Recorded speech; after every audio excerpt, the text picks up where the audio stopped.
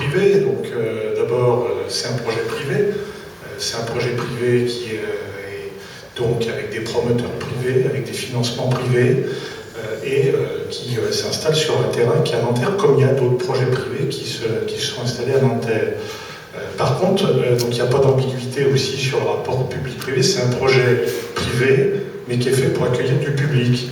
Donc c'est pour ça qu'on appelle ça aussi un établissement public. Mais ça, c'est assez classique. Les cafés, les restaurants, les salles de spectacle, peu importe qui en est propriétaire, ce sont des établissements qui accueillent du public. D'ailleurs, il y a une réglementation extrêmement précise pour les équipements qui accueillent du public, quel que soit le propriétaire. Donc les choses, elles sont, à mon sens, assez simples à comprendre. On accueille, c'est un lieu qui accueille du public et qui est un lieu privé, financé par le privé, comme, je ne sais pas moi, l'Olympia, c'est un lieu qui accueille du public et qui est financé par le privé, donc je ne crois pas qu'il y ait beaucoup d'ambiguïté sur le sujet. Ensuite, sur les décisions, il y a, comme ça a été d'ailleurs rappelé par M. de Porzampar, l'idée d'un promoteur qui est propriétaire d'un club de rugby et qui souhaite installer une salle. Donc, cette idée, il la soumet à des endroits différents et il a complètement la responsabilité de la financer, de la gérer, de l'exploiter, de payer les ouvertures, les fermetures du toit s'il y a à payer des fermetures et d'ouvertures de toit. Ça ne concerne pas la puissance publique. Par contre, la décision de la puissance publique, le maire l'a rappelé tout à l'heure et c'est simple à comprendre, elle est liée directement aux réglementations d'urbanisme. C'est-à-dire qu'à un endroit donné, une fois qu'on a dit ces questions-là, on est propriétaire d'un terrain à Nanterre, si on est dans une zone de tel type, eh bien, on ne peut pas construire 4 étages parce que c'est une zone où il y a le droit de faire que 2 étages. Donc il y a pour cela une réglementation d'urbanisme. Et intervient la puissance publique comme puissance réglementaire, eh bien, par le conseil municipal qui a voté un plus. Et effectivement, pour l'instant, cet équipement, dans le cadre du plus tel qu'il est, il ne peut pas être construit. Avec le plus actuel, il ne peut pas être construit. C'est pourquoi le conseil municipal a décidé de mettre en révision partielle le plus.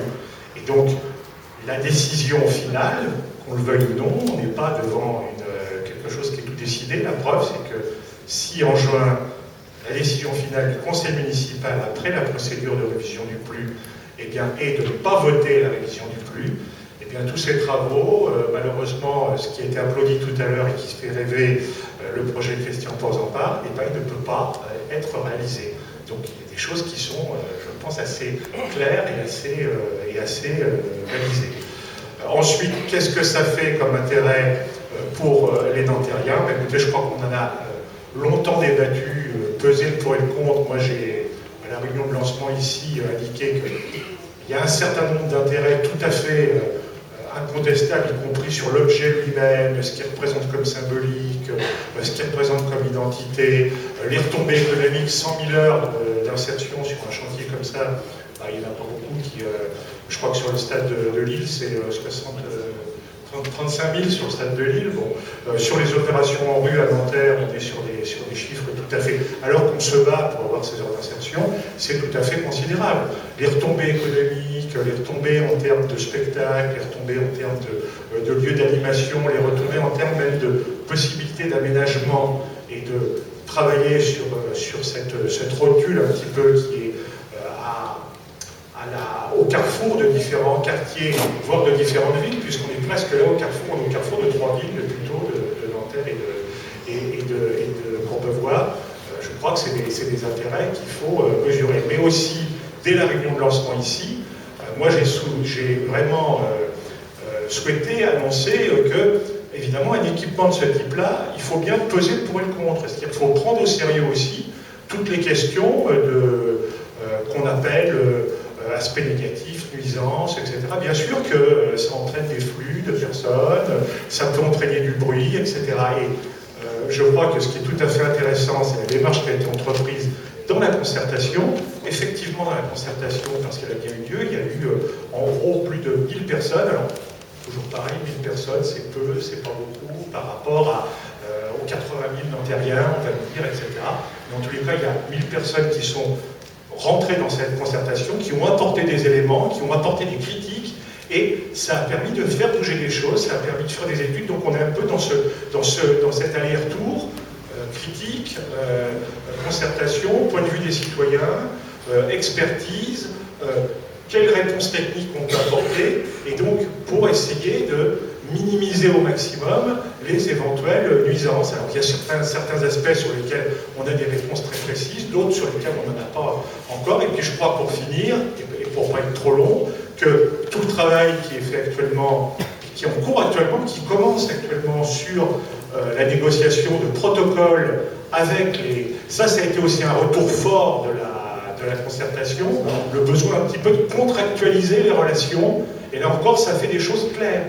Il y a un projet privé, et on a un certain nombre d'exigences qu'on va poser. Donc d'exigences d'insertion, donc il faut, avec la Maison de l'Emploi et de la Formation de Nanterre, qu'il y ait un protocole. D'exigences par rapport à des places pour, ce que j'entendais tout à l'heure, pour que les Nantériens puissent aller voir les matchs de rugby, eh ben, il faut un protocole avec le Racing, qui est l'équipe qui va jouer là, pour que ça puisse avoir ces réponses-là. Des exigences en termes d'identité de la ville, eh bien, il faut un protocole qui précise que quand on parle de ce stade, on dit qu'il est à Nanterre, parce que ce bel objet, il est à Nanterre. Donc il faut encore des protocoles. Alors tout ça, eh bien, c'est le résultat de la concertation, finalement, ces exigences, et ça va se traduire par, effectivement, des négociations qui permettront de faire avancer. Donc voilà un petit peu c'est pas tout blanc, c'est pas tout noir. La décision, elle n'est pas prise. Elle sera prise, je le répète, d'abord en 2 temps, puisque la proposition du maire, c'est qu'il y ait un premier temps sur le contenu des protocoles, justement, qui soit au conseil municipal de mai, et puis un deuxième temps, évidemment capital, c'est encore les protocoles. On va rentrer dans le détail de ce que ça apporte, puisque c'est des questions qui sont posées, ce que ça apporte ou ce que ça n'apporte pas, et de ce qu'il faut faire bouger.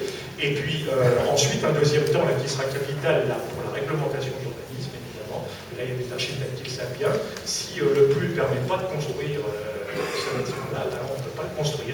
On est dans un état avec une réglementation précise, et tout le monde est chargé de l'appliquer, de la respecter.